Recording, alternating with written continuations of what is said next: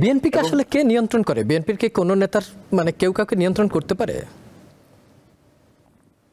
না, নিয়ন্ত্রণ তো করতে পারার কথা। মানে এটা তো ধরুন নিয়ন্ত্রণ যে একেবারে করতে পারে না তা না, কারণ তাদের একটা ডিসিপ্লিন আছে, তারা চাইলে তাদের বহিষ্কার করতে পারে, বাদ দিতে পারে। তার মানে নেতৃত্বের কোনো না কোনো কাঠামোতে তো আসলে মানে এইগুলোর যে পুরোটা সম্পর্কে জিরো টলারেন্স আছে এটা আমরা বলতে পারবো না, কারণ মানে সেখানে তাহলে তো অনেক কিছু বন্ধ হওয়ার কথা। এখন বিএনপির মতো একটা বড় পার্টি যেভাবে এবং কাঠামোগতভাবে তার যে দাঁড়িয়ে থাকা, সেইটা মানে বারবার সমালোচনা সত্ত্বেও কিন্তু তারা তাদের দিক থেকে অনেক ক্ষেত্রে যে নিয়ন্ত্রণ করতে তাদের ব্যর্থতা, সেইটা বিএনপিকে কিন্তু তার জনগণের কাছে তার আস্থার জায়গা থেকে ক্ষতিগ্রস্ত করছে। সেটা বিএনপি নেতৃত্বকে বিবেচনা করতে হবে। ফলে আগামী দিনে বিএনপি কিভাবে মানুষের কাছে যাবে, এবং ইতিমধ্যেই ক্ষমতায় যাওয়ার আগেই তারা যেভাবে মানে সমালোচনার মুখে পড়েছে, সেইটা তাদেরকে অবশ্যই বিবেচনার মধ্যে নিতে হবে।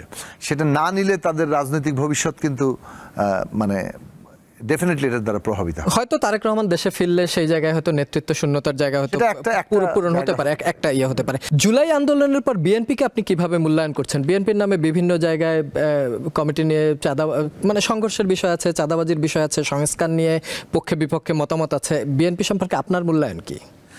দেখুন, বিএনপি তো দল হিসেবে তার যে কাঠামো এবং অতীত অভিজ্ঞতা চর্চা, সেখানে তো অনেক ধরনের ক্ষমতা ব্যবহার করে ধন সম্পদ আহরণের প্রক্রিয়া যেটা বাংলাদেশে তৈরি হয়েছে, এবং আপনি যদি তলা পর্যন্ত উপর থেকে নিচ পর্যন্ত কাঠামো দেখেন, একটা পেট্রন ক্লায়েন্ট সম্পর্ক আছে। হ্যাঁ, নানান বিরাট অংশ মানুষ কিন্তু এক ধরনের ইনফর্মাল প্রাইভেট ম্যানেজমেন্টে চলে।